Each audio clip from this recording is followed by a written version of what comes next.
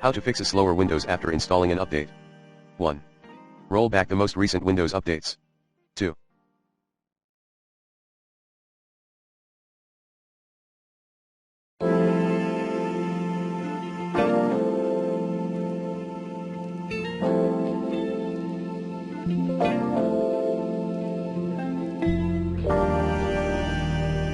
Repair corrupt or damaged files.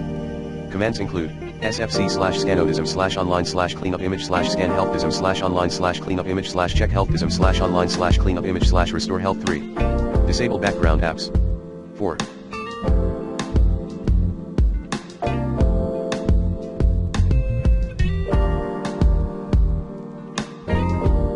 Perform a clean boot on your PC. 5.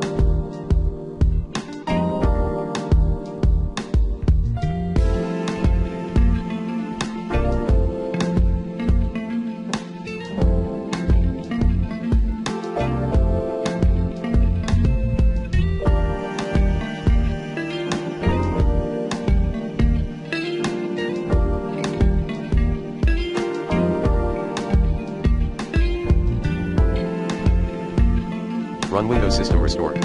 6.